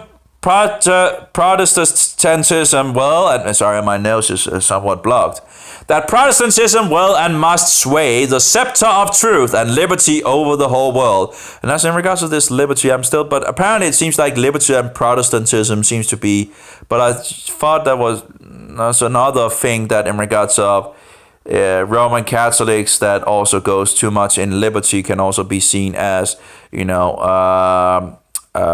fuel for the fire. Anyway, and liberty over the whole world. And if Protestant ministers would fiercely speak what they know of the man of sin.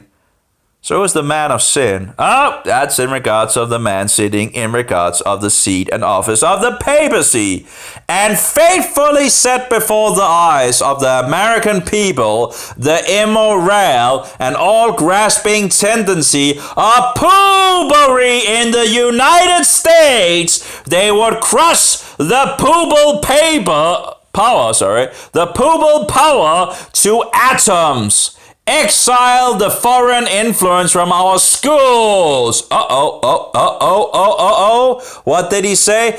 Exile the foreign influence from our schools, from our firesides, and from the American soil. What is firesides? They're taking over the school system. We don't know anything in our days. We go to school 10 or 15 years and we don't even know who the Antichrist is. Are you kidding me? It's incredible, This is incredible. And while we go to a so-called Protestant place and get confirmed and all that, did they ever tell you who the Antichrist was? They don't even tell you who the Antichrist is. Anyway, on the fireside near a fireplace, home symbolized as a part of. Anyway, you have these wonderful images one of them, for example, while the Pope is coming and he's standing outside the the school system. And he's standing with all his man-made laws and his bullshit and all that. And, you see the guy standing in the door and rejecting him, No, you are not allowed to come into our schools with this bullshit, Anyway, let's see. Try again. Anyway, let's say... And if Protestant ministers would fiercely speak what they know of the man of sin, and faithfully set before the eyes of the man of perdition. I guess perdition in regards to the guy that is going to be destroyed by Jesus Christ when he comes back. I know it's Paul that actually using these terms, but again, it's not like that everything that, I have issues. That's another topic. I do have really, really big issues with Paul. He's a Roman Pharisee. And Jesus warned us about wolves in sheep clothing. Now, how does a wolf in sheep clothing speak? Can he speak truth? Yes, he can speak truth. But he also can mix all the leaven into it anyway. Let's see here, petition. And people are like, oh, he's petition. Jesus said that the tares would be sown afterwards. And how are the tares going to continue to grow up? There has to be some authority from someone, right? Anyway, the abode of Satan and the forces of evil, where sinners suffer eternal punishment, well, in regards to being cast into the lake of fire. But anyway, I think they got a little, I don't,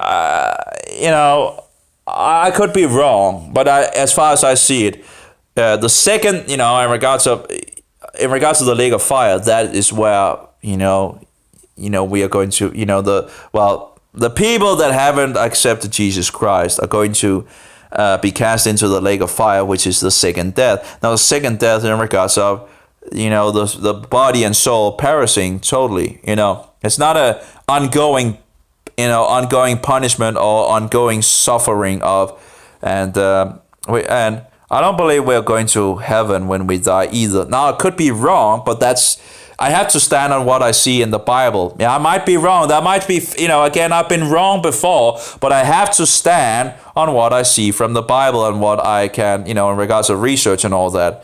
And I have to stand on that, even if people, don't like that. And that's the thing, it's I just have to do that, That's just and again, I might be wrong, but again, I've been wrong before, but I do see in regards to the book of Revelation that people are going, but those people that are seen in the vision are in regards of the great tribulation that is coming, which is as far as I can gather is in the future, which has not happened yet. So those that are the last might actually be the first, and they might, who knows, be those, but in regards of when I'm going to die, I'm probably going to be in the underworld awaiting the resurrection, But anyway, that's what I believe and what I can see from Scripture. And I might be wrong.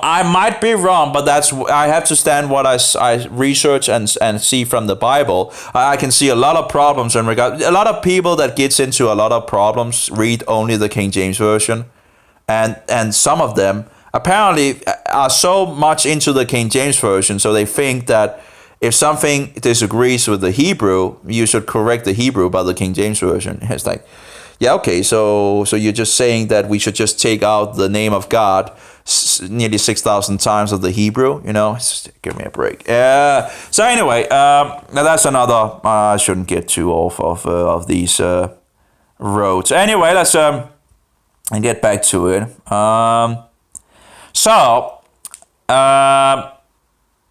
So let's see here. I'm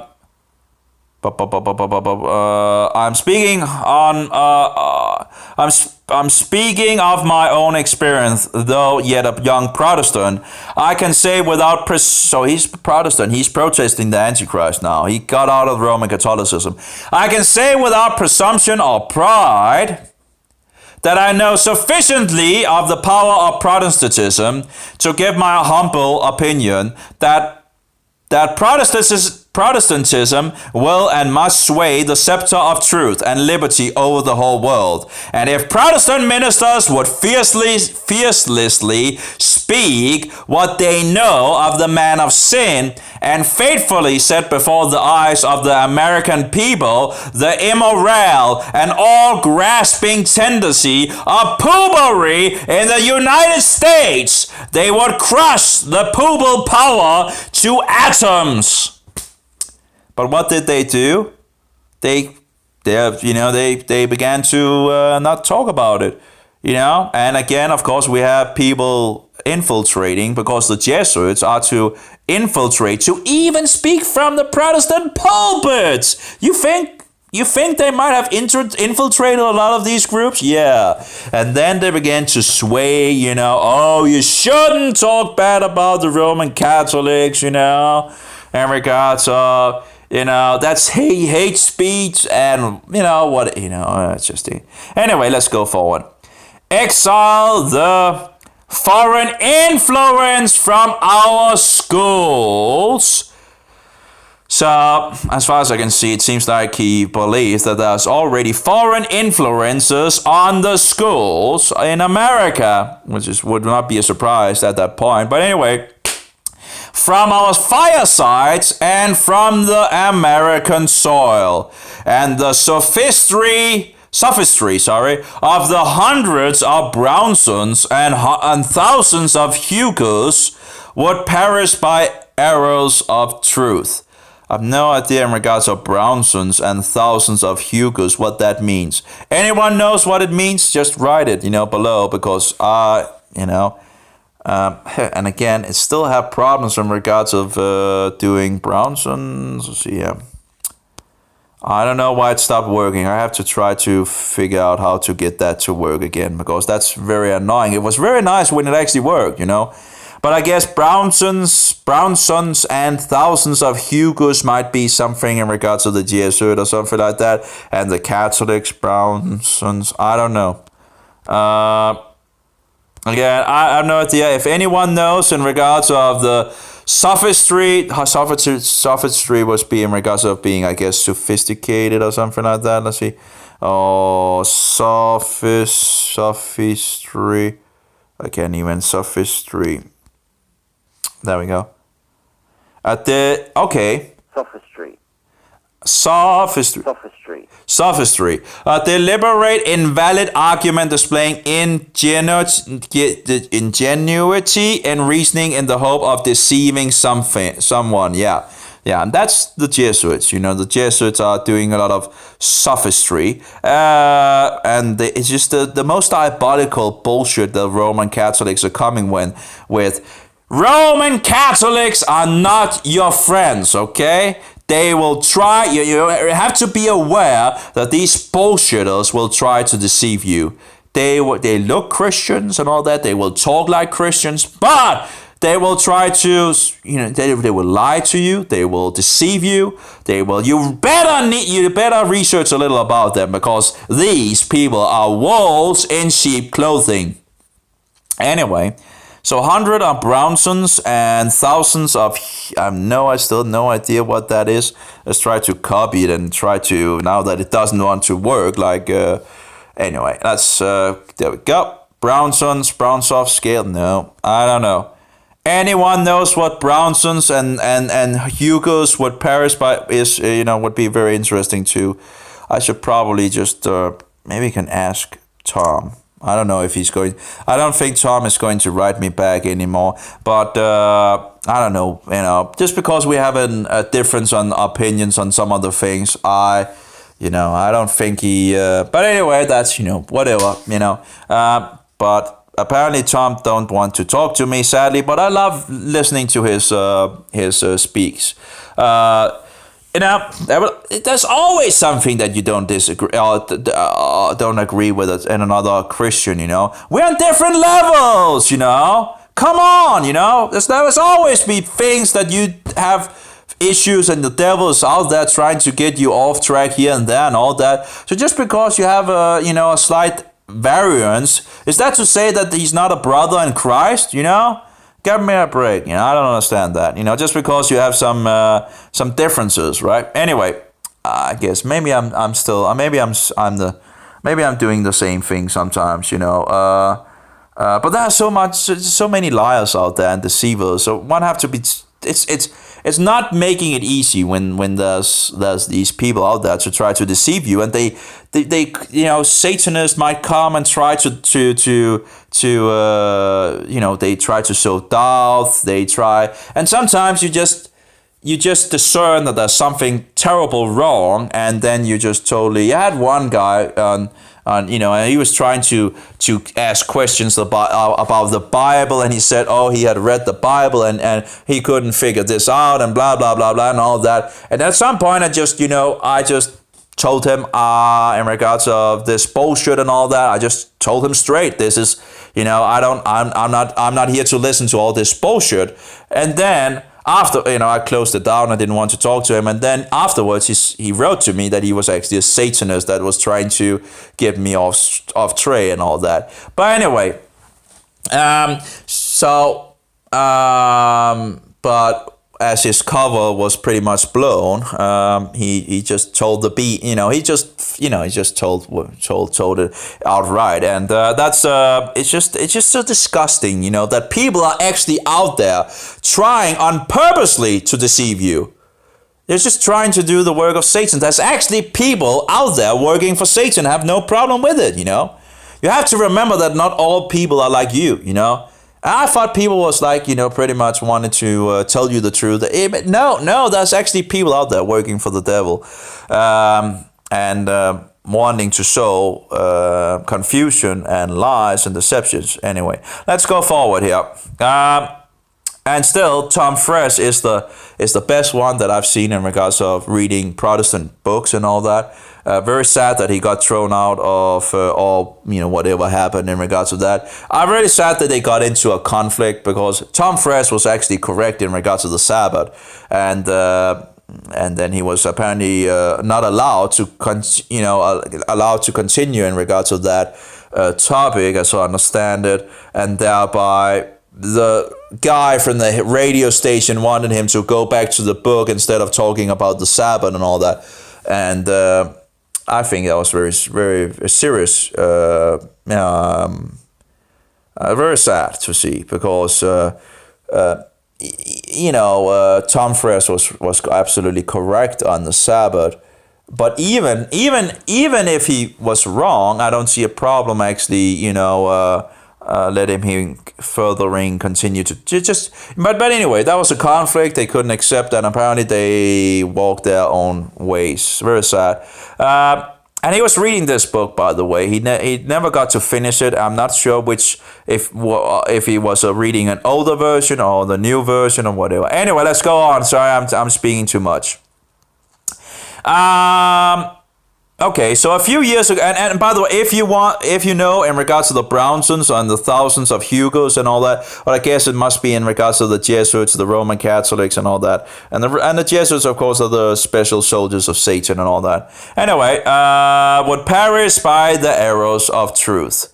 A few years ago, when I left the Church of Rome, or the synagogue of Satan, I scarcely found a dozen, because it's just a meeting house, a meeting house of Satan, and they do all their bullshit things in those meeting, the whole houses of Roman Catholic, the Catholic whole houses, Anyway, I scarcely found a dozen of Protestants in the city who would believe me when I recounted. So I scarcely found a dozen, that's like 8 or something like that, isn't it, dozen? I scarcely found a dozen of Protestants in a city who would believe me when I recounted the corruptions of the Roman clergy, the immoralities of the nunneries, and the political influence of Rome in Protestant countries. Yeah, no surprise there. People don't believe anything. And then, of course, you have the walls out there sowing doubt as well. Anyway, the pulpits were silent. The people indifferent. Yeah, in regards to not caring, and even ignorant on that topic. But now, Protestant ministers are writing histories of popery, and we have a history of Romanism before us. From its birth to its grave, from its cradle to its manhood, which every Protestant family ought to possess.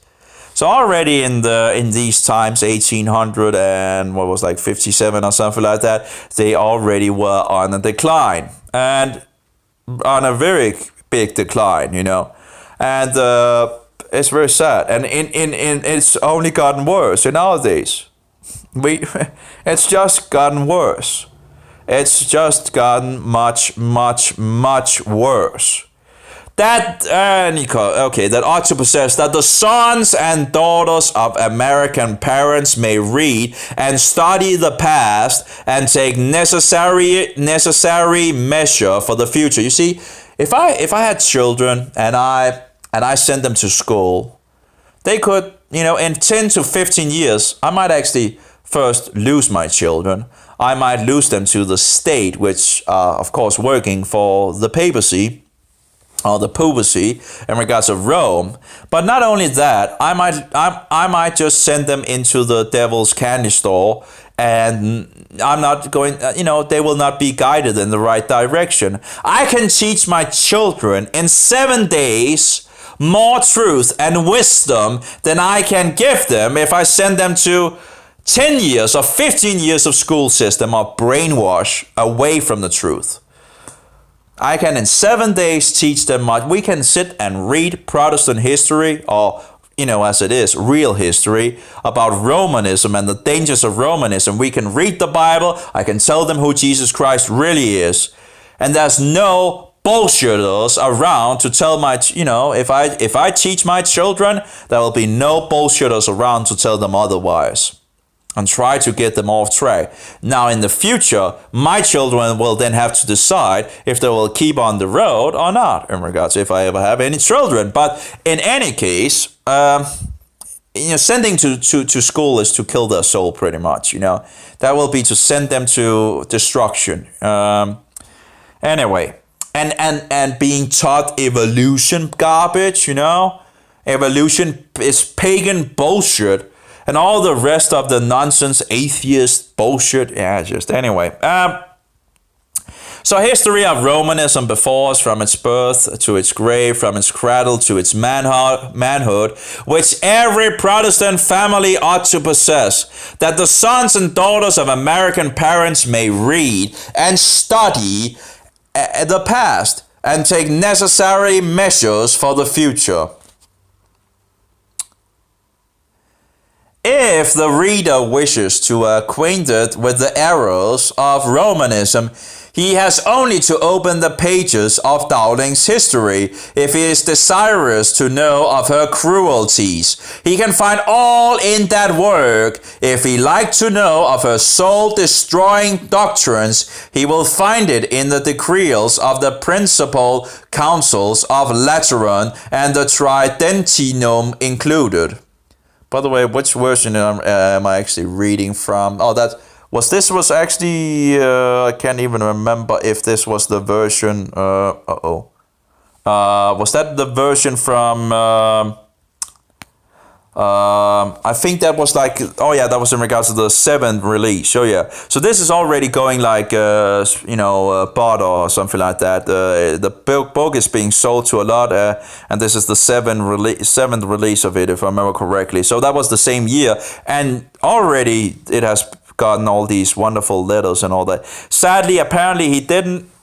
I don't think they made a whole book of testimonies from people of that time.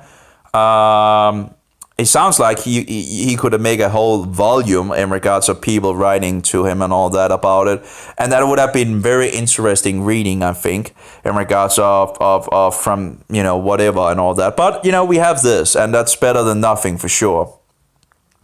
One wonders if they might exist somewhere. But anyway, okay, so, and the Tridentium included. If the reader is anxious to read an epitome of the history of the popes and their corrupt lives, of the inhuman persecution of the Waldensians, which they to this very day lie about. But of course, they're liars and they're deceivers, and they're just saying, oh, everybody else are heretics, and it was okay to persecute these people because they were just heretics. So Jesus told us to go out and murder people just because they believed, Or did Jesus tell us to go out and tell the good news about the gospel in regards of Jesus dying for the sins of the world? I wonder what he did. Did he take over? Let's see. How did Christianity spread the first 300 years?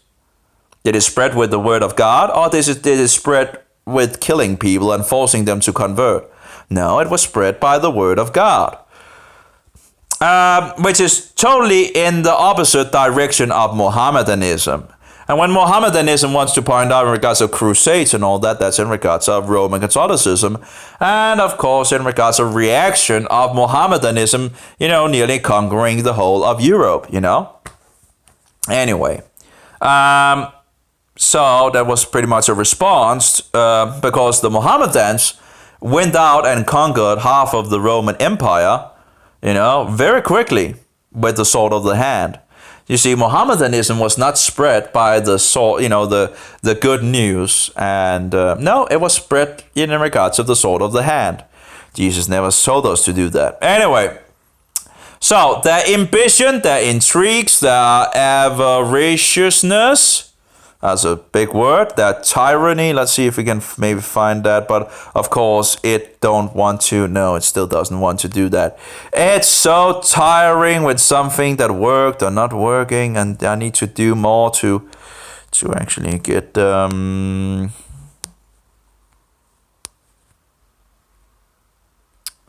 we go. Paste.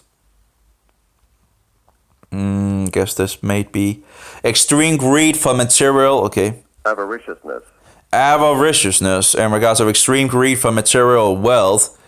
So if you look in regards to the wolves, those that's interesting also to see what the word can actually mean in regards to these vicious wolves, or ferocious, that's the word, I think, ferocious words, and look into the Greek and the Aramaic, what it actually can mean and all that. That's interesting. Anyway, let's get moving on.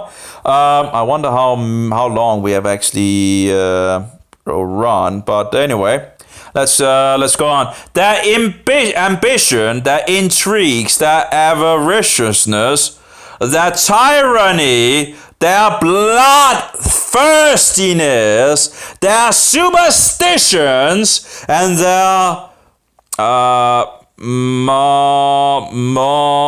monaries, monaries, I think monaries, I'm not sure, monaries, I don't know. Anyway, monaries, M-U-M, right? Monaries.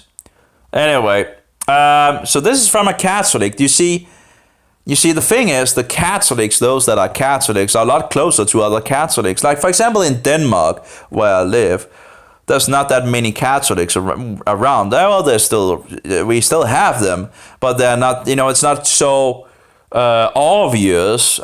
So Protestants don't know anything. And when Protestants don't know, I couldn't even believe that the Roman Catholics were doing these things that I heard, I had to see it for myself. I was utterly shocked in Jerusalem, for example, that they actually did, I heard things and all that. I really didn't. Just opening, you are in, Satan is, it seems like Satan is trying to keep you in ignorance in regards to Romanism. And then you just see one thing after another thing after another thing. And it's just, you find one stinking bone, but you find out it's not only one stinking bone, it's a graveyard. It's a what do you call it? It's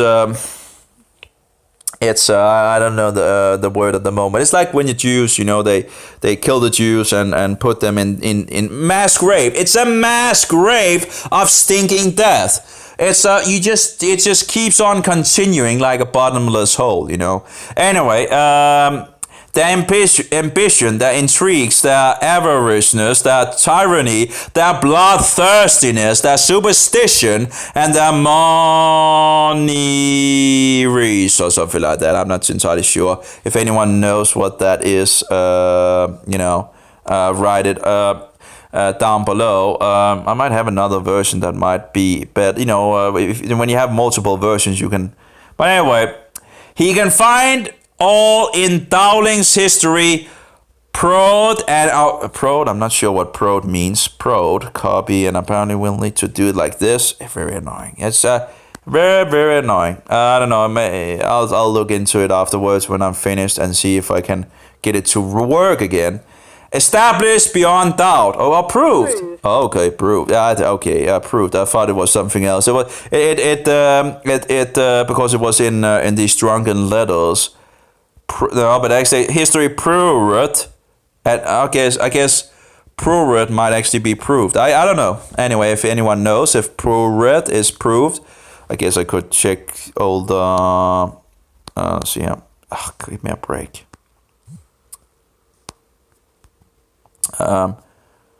History of Dowling's literature. Okay, yep, there we go. But I'm trying to get out of the... Okay, so no, that's the wrong one. Having the second screen might actually be pretty nice. Prod. No. Anyway, the second screen can actually, so I don't need to. But you can see, you can't see the second screen, but I can. But it's not activated at the moment because I was testing in regards to battery and all that. But anyway, so let's see here. So history proved and authenticated by most accredited authors of the Church of Rome. It is cut up in the finest style and would be an ornament upon every central table, useful in every family, and a valuable reference book in every library. In one word, it is a library and not a book. The plates are well executed. I have seen all the buildings, sceneries, and so on, and was an eyewitness of all these ecclesiastical functions, or rather theatrical performances, and I'm delighted to see them so faithfully represented in the plates. The so-called Reverend Mr. I don't like to use that word, but anyway, the Reverend Mr. Dowling will pardon me for the liberty I've taken in speaking of his work without having a personal acquaintance with him. His zeal for Protestantism, his work. Without having a personal acquaintance with, his zeal for Protestantism, his love to America, and overall his desire to promote the kingdom of the Redeemer, Jesus Christ, constrain me to bring him the tribute of a Protestant, an American citizen, and minister of Christ, and if any critique is not adequate to the magnitude and extent of the work, he must attribute it not to my will, but to my insufficiency and to my ignorance of the English idiom. Geoxtiani, Philadelphia, August 4th, 1845. I think I'm going to take a break now and upload this to YouTube and see how that goes. I guess we'll call it opinion from a Roman Catholic priest or something like that. Something like that. And I guess, Anyway, so that was a little for... very interesting, actually. And that's the thing. That's the thing I want to read, I want to read things like that, to understand what is actually going on in the world and not all these bullshit things that is out there. And my food is probably more than ready now. So, my fish. Anyway, it should be more than cooked in the oven. Anyway, so... but this is what I want to read. This is what has been hidden away from us. And of course, when you talk about it to people don't believe in you, or the Romanizers are out there trying to deflect the truth. And they're all over. They're all over. You get banned, you get censored everywhere, you get persecuted, that's for sure. Well, I haven't been burned at the stake. But of course, but they're still burning documents. They're still removing documents, burning documents, and closing down people on the internet. So it's just being done in a little different way. Well, I should put it up there. That's the cameras over there. So, but they're still doing that diabolical works.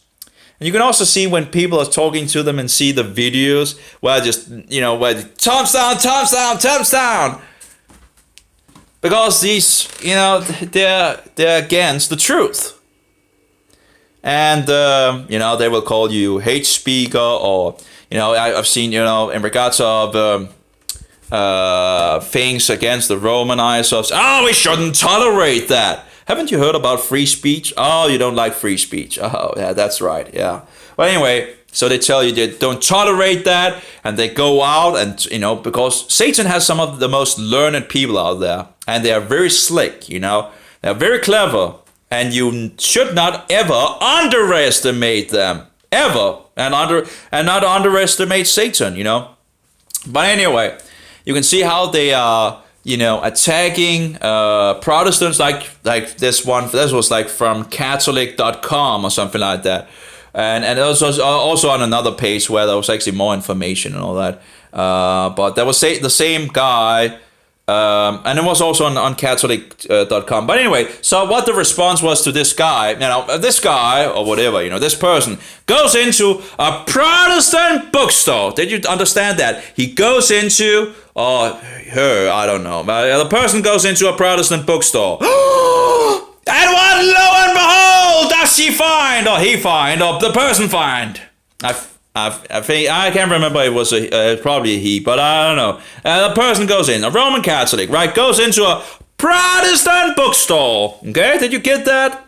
Protestant bookstore, and lo and behold, find Protestant material on the shelves. What should I do? Oh! And of course the answer is, you should go back and tell them these, this is not true, and blah, blah, blah, blah, blah. Are you kidding me? But actually, in regards to what the person should have done, buy them all and read them. That would be a good idea, Or maybe not go into a Protestant bookstore. You see, a lot of information has been removed. Now the responses also had some, Catholic sources that they have problems with, and so he's talking about this and that and all that, and then of course it can lead you to those sources in some sense and look into them. When Catholics are talking about these silly Protestants, right? That these anti-Catholics and all that, ha ha ha ha ha ha, all right, and then they put one source after another about Protestant material that, that can actually help you in regards to, you have to be careful still, but that can actually be leading you to some good sources, and so you can learn something from Roman Catholics, but you have to discern. You have to discern when the Romanizers are speaking. You have to discern. You can learn from them, but you have, again, we have a lot of things, being even if we didn't have anything on let me take an example. Even if we did not have anything on the Anabaptists, let's say the Anabaptists was wiped out and all that documents wiped out with them, we would still know a huge amount of them from Roman Catholics and Protestants speaking against them. And sadly, the Protestants were speaking against the Anabaptists, which and persecuted them as well, which is very sad because the Anabaptists was Protestants, but they were seen as radical Protestants. So then it's okay to kill them, apparently. That's okay, but you got to be kidding me. Anyway, so, and that's in regards of Luther, Zwingli, or the Lutherans and the Zwinglis, and I think Calvin also wrote against them, and then of course the Roman Catholics, right? So very sad, very sad. So the Anabaptists was those, I think, that got closest to walk the way of. But I didn't live in those times, and I do understand that the Protestants was afraid that the Roman Catholics would take over again and just annihilate the whole protest. And I do see that when you lived at that time, that they knew how diabolical this system was. So they were afraid, as far as I understand it, there was some that was afraid that it would lose the air in regards to the protest, and thereby and of course they would be losing people to the Anabaptists who they saw. Anyway, I have much more to read on those things, but I do want, I'm not living in those times, and again, you also have to remember that a lot of these a lot of these Protestants was grown up as Roman Catholics. They knew the system inside out, pretty much. They knew so much about it, So, but when we don't know we don't know anything in regards of that, of these poisonous, tares, the darnel. And when we don't know anything about it and we hear about it, we don't think it's true, because that's, I didn't think it was true. I was, living in Denmark and all that, not really being exposed and not, there's no people going to bow down to idols and images and a cookie and all that, and, pray to so-called Mary and all that, and do all these disgusting things. That couldn't be true, could it? Oh yeah, it could be true. Yeah, it is true. And, it was so disgusting. I just wanted to run out of that whole house in Jerusalem, but I had to see it for myself. I just felt like I don't want to be in here. I want to run out, because this is, I just felt there was something, terrible wrong. And I saw it with my own eyes. Making the upside cross and bowing down and kneeling and, that rock and all that. And all the gadgets and oh my. Oh, just disgusting, Anyway, so I should stop now. May Jehovah be with you, and Yeshua be a most precious pearl, and the Spirit of truth be in us all. Amen. And if you are a Roman Catholic, I would advise you to get out of her, my people. And heed the warning from our Master. This is incredible, How much clearer can it be? You're bowing down before and then, genuflecting, right? It was a genuflecting, I think it's called, in front of the cookie. And making the upside cross and bowing to statues. Yeah. And all those. Anyway, have a good one. I'll stop it and upload it and see how it goes. I don't know. I've had some problems with the application where it stops recording and all that. So hopefully that won't happen. But we'll see. Anyway, take care, all of you. And again, this is one book that is very interesting, and reading these things is very interesting, just to get a little taste of for the book and why it might be an interesting read, right?